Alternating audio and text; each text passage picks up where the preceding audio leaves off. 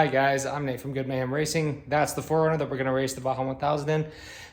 And since that and all of the vehicles are outside of the garage right now, I wanted to give you a brief recap on everything that we've done to the garage and how I would like to improve it over the next while. So to give you some background, we bought this house in 2021. It was used. It was made in 2018. And the garage was in pretty bad shape. The floor had cracked concrete. The walls were a very ugly, matte, kind of puke yellow paint, and the lights overhead did not work. So, and there was no ventilation to speak of, and having something like that is very, very nice. Let me give you a summary of what the garage is now. The floor is coated with polyaspartic, and it is a lifesaver. The stuff that's on the floor does not chip. It does burn when you have like some really hardcore flames touch it, but then again, so does almost any plastic nowadays. The stuff is held up really well because I actually use it for manufacturing and fabrication and stuff like that. This here is my welder. It's an Everlast 255 EXT with its water cooler. And when I TIG weld, I don't have any arcs or sparks. So like nothing is spewing out, and the floor has been great for that. When I do grinding and stuff like that, that's when it gets a little more interesting. But the only time that I've really had the floor actually get damaged was from plasma cutting. So this right here, you see these burn marks? These were from a plasma torch spraying sparks all over.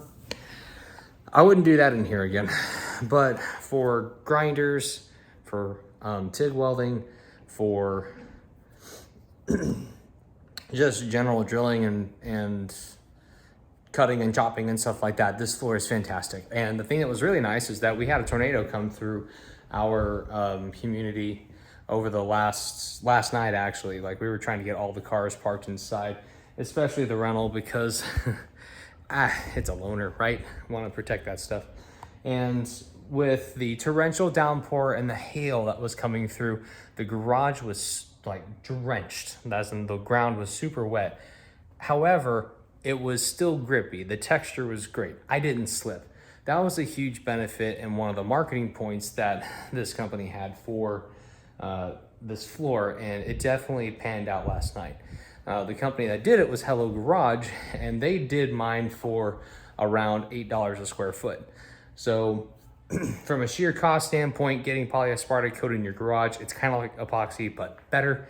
It is, for me, around $8 a square foot. Knowing inflation, we're probably around the $10 territory, maybe $11 per square foot. Mine was 580 square feet worth of material applied. And then they also have the borders, you know, these things right here. All of the skirts around the garage, I actually forget what they're called, but those are, that was about $4,000 worth of work that I paid for, maybe $3,700, somewhere in that territory. I really don't remember. Next up, when I talked about the grungy walls and things like that, I did use a semi-gloss paint, a white paint, one of the, I think Valspar or something from Home Depot, some premium grade, really expensive paint. Or it might have been Behr, I don't remember. There's some of it's behind back there where you can't see it. But we did, I wanna say 8 cans of paint. If someone watches my previous video, feel free to check me on that. But we painted the walls and the ceiling, and that is where the next big improvement came from. The paint was around $400 worth of paint, and we did all the labor ourselves. Bought rollers and just did the walls, did the ceiling that way. You can see how the lights are so reflective on the ceiling. That is evidence that it's also that semi-gloss paint. The biggest reason why I did semi-gloss paint was the ease of cleaning and also the reflectivity of it. I want to limit the amount of shadows that are in the garage. That makes things really easy to film, but more importantly, it makes it very easy to see. So whenever I'm working around in tight spaces in the truck or in another vehicle, that allows me to use less work lights, especially since these things can vary the brightness one by one. They are a Fiat Electric. I forget what they're called. FIET, I don't know. But yeah, they're all Wi-Fi controlled lights. They were about 70 or 80 bucks each, and I've got 11 of them. Right? 1, 2, 3, 4, 5, 6, 7, 8, 9, 10, 11. Yes. I have 11 of these lights, and I have them patterned to where they are shining down between cars, not on the top of them. So like you can see this dead space right here, that's where I expected to have a car parked a lot of the time. And then from here, these two lights are closer together because this is the section where I do a lot of work in. My cutting and fab stuff usually happens over here or on the truck. So that's why the lights are clustered on this side. The lights were, again, around 70 or 80 bucks. So 11, you're around $800 worth of lights, something like that. $800, $900 worth of lights, self-install. We did the outlet wiring. There is the stock one here, and then there was a junked one here that came with the bad lights that were in the garage. It had like a fluorescent bulb that had been burned out.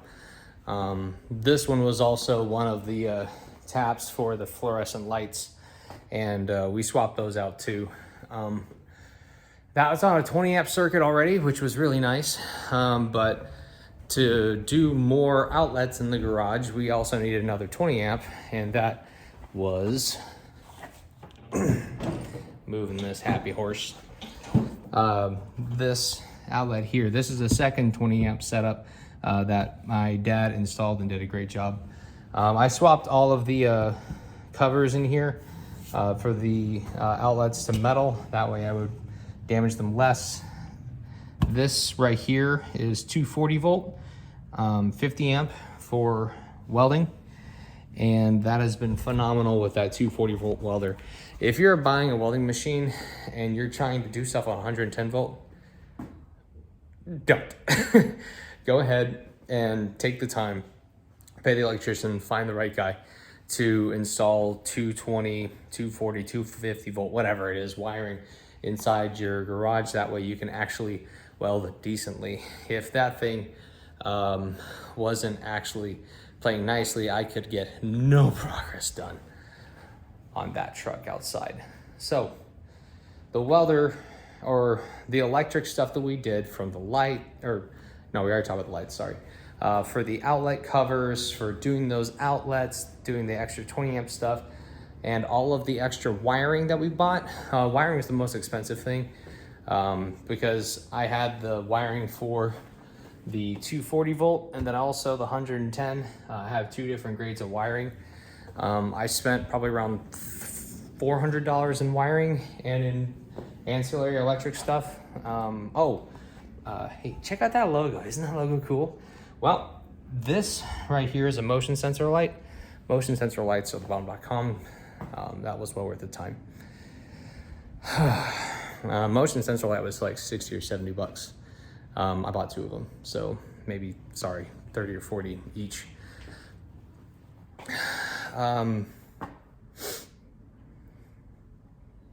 We talked about the floor. We talked about the paint. We talked about the lights. We talked about the wiring. Oh, next up. Gondola shelving. This is the same kind of shelving that your Walmarts and your convenience stores and your dollar stores and your what-haves have to just display product and get people to buy stuff. What's really cool about it is that you can actually mount it to a wall. There's probably some real official fancy way to do it, but I just took some hardcore screws and lagged them all the way into the studs. And the biggest benefit of this is that you don't have any rails in the way of your shelving, so you can make them connected. And also you can adjust them to being the height you want.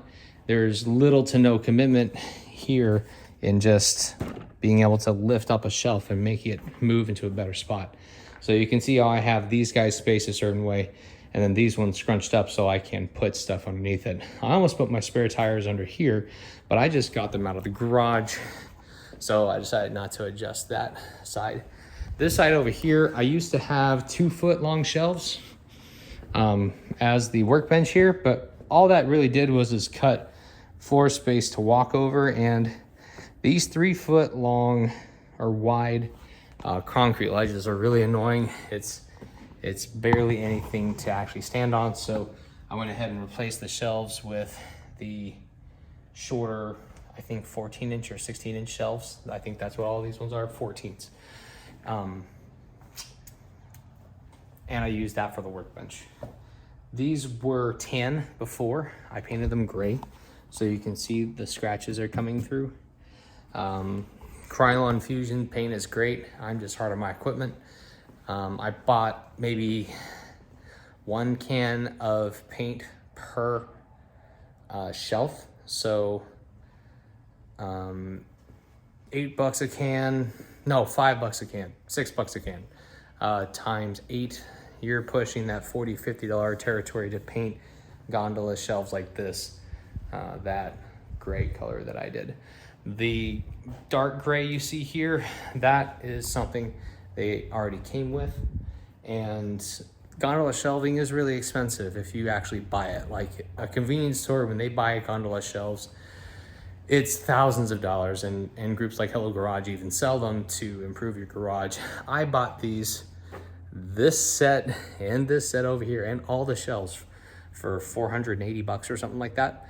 I got practically a 90% discount by buying used, old, resale gondola shelves, and they have been wonderful in the garage.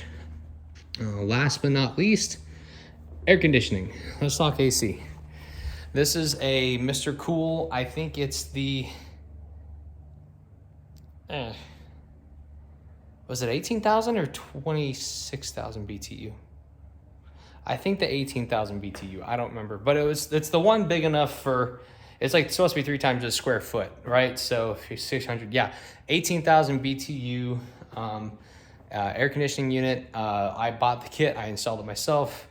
I did all of the code compliant wiring to get 240 volt from that electrical panel to a disconnect outside and connected this thing. That was worth its weight in gold. However, it would do nothing well or nothing efficiently unless the ceiling and the walls are insulated. So I paid a guy to drill holes in all of the walls and plug them up full of insulation. And they also did insulation on the top. The garage doors were insulated already. I put this extra insulation on top of them as a warm and fuzzy measure, and plus it looks cool. Look at how it reflects all the light. Now, how much did that cost? The Mr. Cool itself, that was around the $2,400, $2,500 cost when all said and done.